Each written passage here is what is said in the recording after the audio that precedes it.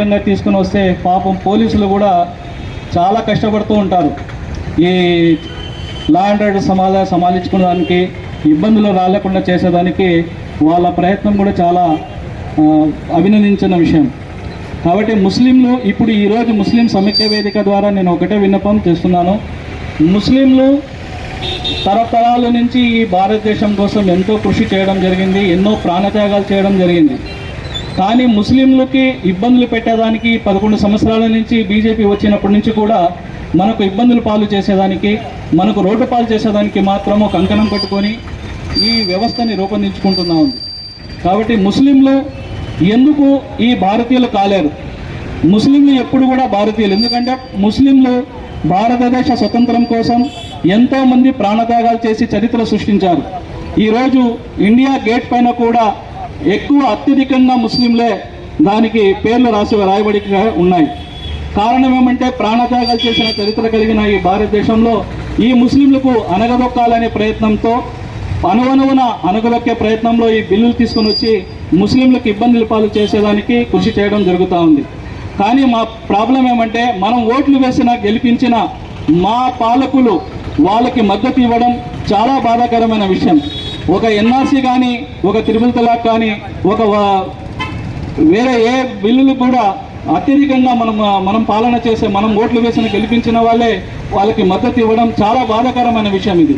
కాబట్టి మనం ఈ ముస్లిం సమైక్య వేదిక ద్వారా ఒకటే విన్నపం, ఆంధ్రప్రదేశ్లో ఎక్కడ కూడా గుంటూరు కానీ, విజయవాడ కానీ, ఆల్రెడీ మచిలీపట్నం కానీ, ఆల్రెడీ తాడిపత్రి కానీ ప్రతి ఒక్క జగాలో కూడా పోలీసుల అనుమతి తీసుకొని ర్యాలీలు చేస్తూ నిరసన తెలుపుతూ చాలా కష్టపడుతున్నారు ముస్లిం సమైక్య వేదిక వాళ్ళు. అలాగే వాళ్ళకందరికీ పేరు పేరున ధన్యవాదాలు కూడా తెలుపుకుంటున్నాను. అలాగే ఇక్కడ కూడా ముబారక్ నుంచి నిరసన కార్యక్రమాలు తెలుపుతా ఉంది.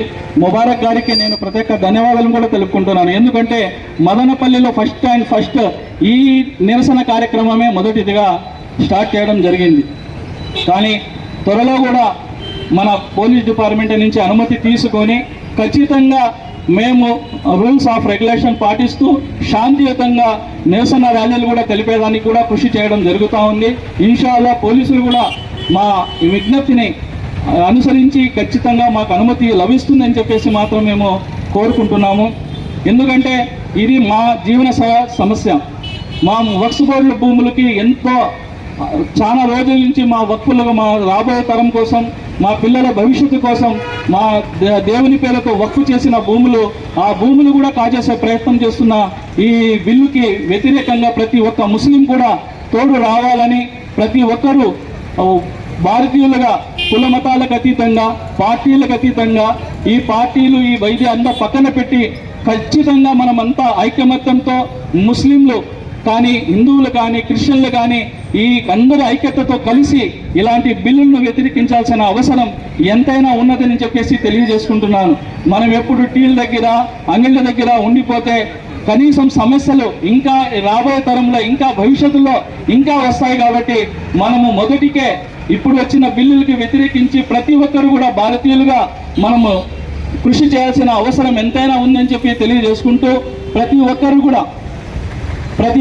కూడా విజ్ఞప్తి చేస్తున్నాను.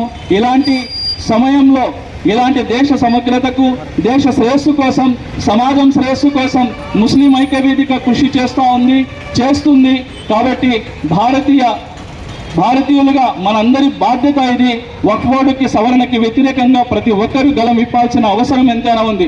చాలా మంది అంటున్నారు బిల్లు అయిపోయింది, దాని పరిస్థితి అయిపోయింది, ఇప్పుడు మేము నిరసన తెలిపి ఏం లాభమని. కానీ పోరాటం కొనసాగించితే వక్ఫ్ సవరణ బిల్లుకి వాళ్ళు రద్దు చేసే వరకు మనం పోరాటం చేయాల్సిన అవసరం ఎంతైనా ఉంది. మీకు ఒక ఉదాహరణ చెప్తాను. మొన్న రైతు వ్యతిరేక బిల్లులు తీసుకొని వచ్చారు, కృషి బిల్లులని. అది సిక్కు సోదరులు దేశ రాజధాని దిగ్బంధనం చేసి అది దాదాపు 760 మంది చనిపోయిన తర్వాత ఆ బిల్లు రద్దు చేయడం జరిగింది. అలాగే ఈ వక్ఫ్ సవరణ బిల్లు కూడా రద్దు జరుగుతుంది.